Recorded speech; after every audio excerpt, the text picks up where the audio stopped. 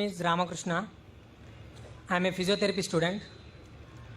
My question is, what is the need of Allah to create Adam and Eve and this total universe? What he will get from this? And my second question is, everything is created by someone. So even God must have been created by someone. What is the meaning of Allah? Brothers asked three questions. The first question, why did God create Adam and Eve and what was his reason to create all this world and humankind? Allah subhanahu wa ta'ala created Adam and Eve, may peace be upon them both, so that the humankind could come. They were the great-great-grandparents. Allah says in Surah Hujurat, chapter number 49, verse number 13, Ya ayyuhan nasu inna khalaqnakum min zakrin wa unsa wa ja'alnakum shu'uban wa qaba'ila lita'arafu.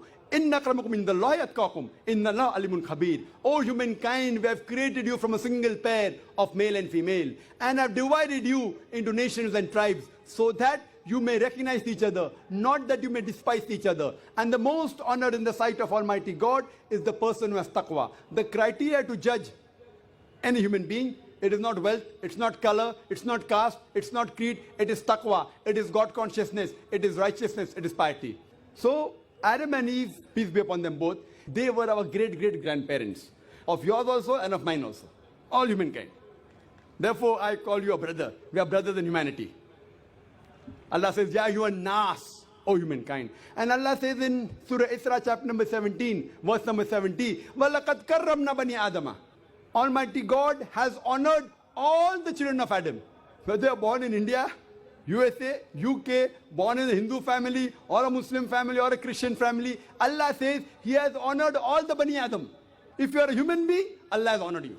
Whether your name is Zakir, Abdullah, Ramu, Shankar, if you are born as a human being, Allah has honored you. Now coming to the question, why has Almighty God created the human beings? Allah has created the human beings because Allah says this is one of His best creation. All the other creations of Allah subhanahu wa ta'ala, they obey Him. We have the angels.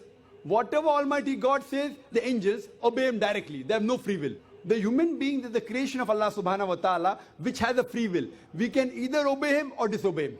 So Allah has created such a creation. We are one of His best creation in the best of forms.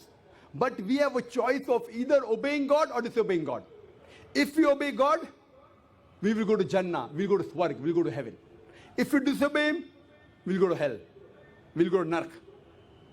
So this is a test for the hereafter. Allah says in Surah Mulk, chapter number 67, verse number 2, Allazi khalaqal mauta wal hayata. It is Allah who has created death and life to test which of you is good in deeds. So this life is a test for the hereafter. So Allah has created the human beings, and Allah says in Surah Dhariyat, chapter number 51, verse number 56, وَمَا خَلَقْتُ الْجِنَّ وَالْإِنسَ إِلَّا لِيَعْبُدُونَ. That we have created the jinn and the men not but to worship Him. So we are supposed to worship, obey the commandment of Allah subhanahu wa ta'ala. So this is the different creation of Allah subhanahu wa ta'ala, which has the free will of even going against Allah subhanahu wa ta'ala or obeying Him.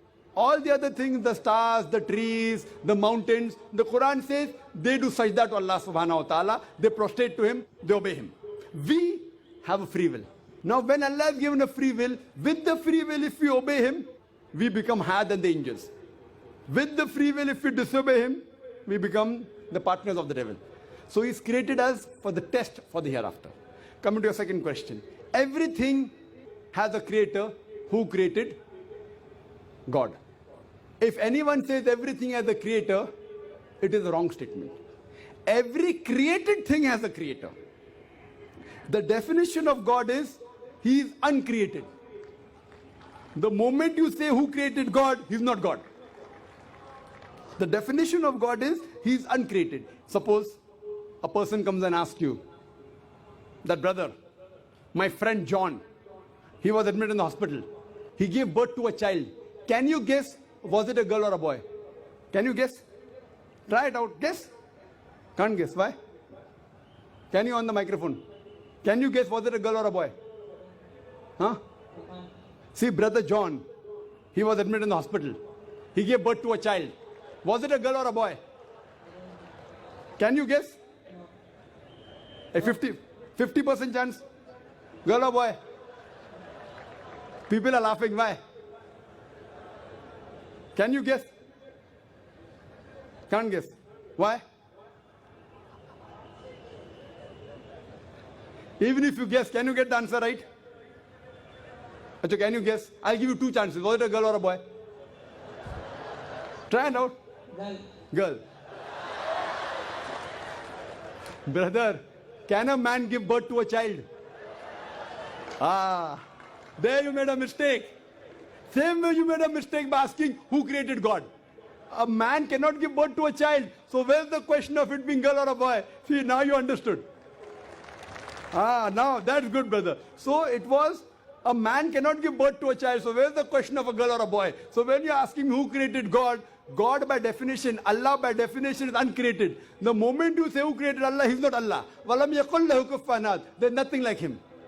Coming to your last part of the question. Who is Allah? Who is Allah? The best definition I can give you is quote to you Surah Ikhlas. Chapter number 112, verse number 1 to 4. It's mentioned in the Quran. Kul huwallahu ahad. Say he's Allah one and only.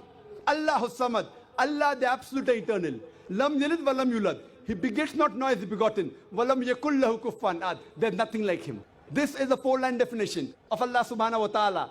Any human being, any person says so and so candidate is God. If that candidate fits in this four-line definition, we Muslims have got no objection in accepting that candidate as God. Four-line definition. This is the litmus test for theology, for the study of God. First is Qul huwallahu ahad. Say he's Allah one and only. Allahu samad. Allah the absolute eternal.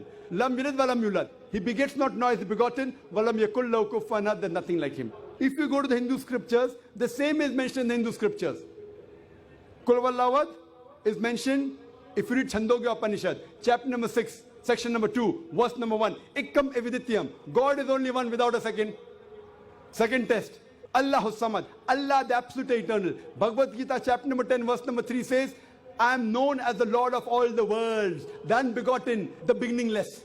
Third test, Lam yalid walam yulad. He begets not nor is he begotten. It's mentioned in the Shvetasvatara Upanishad, chapter number 6, verse number 9. Nachasya kasij, janita na chadipa. Of him there are no lords. He has got no parents. Almighty God has got no father. He has got no mother. And walam yakul lahu kufuwan ahad. There's nothing like him is mentioned in Shvetasvatara Upanishad, chapter number 4, verse number 19. And Yajurved, chapter number 32, verse number 3, where it says, Natasya pratima asti. Of that God, there is no pratima, there is no idol, there is no image, there is no photograph, there is no sculpture. Who says that? Yajurved, chapter number 32, verse number 3. Same as, Walam yakul lahu kufuwan ahad. So any person saying so and so candidate is God, if that candidate fits in this four-line definition, we Muslims have got no objection in accepting that candidate as God. For example, some people say, Bhagwan Rajneesh is Almighty God. Once during question answer time, a Hindu told me, we don't believe Bhagwan Rajneesh to be God. I had never said that the Hindus believe Bhagwan Rajneesh is God. I said some people believe Bhagwan Rajneesh to be God. Let us put this Rajneesh to test.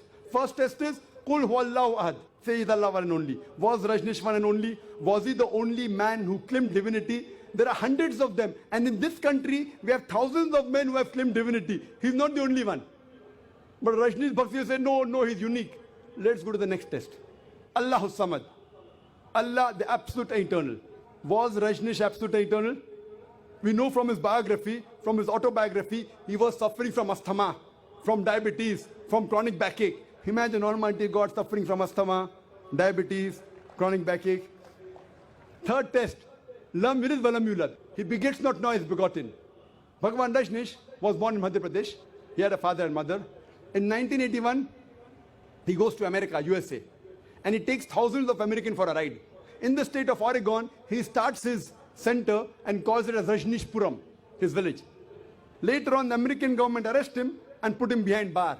Rajneesh says, the American government slow poisoned me. Imagine Almighty God being slow poisoned. In 1985, the American government kicked him out of the country. He comes back to India in the same city, Pune, and he goes back to his center, which is now called as Osho Commune. And if you go to the Samadhi of Rajneesh, it is mentioned there on the Samadhi, Bhagwan Rajneesh, Osho, never born, never died, but visited the earth from the 11th of December 1931 to the 19th of January 1990. Never born, never died, but visited the earth from the 11th of December 1931 to the 19th of January 1990. They forgot to mention in Samadhi, he was not given visas to 21 countries of the world. Almighty God coming in this world to visit the world and requires visas to go to different countries. And the Archbishop of Greece said, if you don't remove Rajneesh out of this country, we'll burn his house and the house of his disciples. And the last test, Walam yakul lahu kufuwan ahad, is so stringent that no one besides the true Almighty God can pass. The moment you can compare God to anything, he is not God. Walam yakul lahu kufuwan ahad. We know Rajneesh, like the human beings, had a beard, one nose, two eyes, 2 ears, 2 hands. The moment you can compare God to anything in this world, he is not God. Walam yakul lahu kufuwan ahad. If someone says Almighty God is 1,000 times stronger than Arnold Schwarzenegger.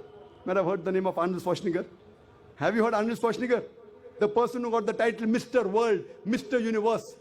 The strongest man in the world, the strongest man in the universe. The moment you can compare God to anyone, whether it be Arnold Schwarzenegger, whether it be Dara Singh, whether it be King Kong, whether it be 1,000 times or 1,000,000 times. The moment you can compare God to anything in this world, he is not God. Walam yakul lahu kufuwan ahad. There is nothing like him. So this is a 4-line definition of Allah subhanahu wa ta'ala given in the Quran. Whichever God you are worshipping, brother, put that God to the test of Surah Ikhlas. If that God passes, that is the true God. Otherwise, it's a fake God.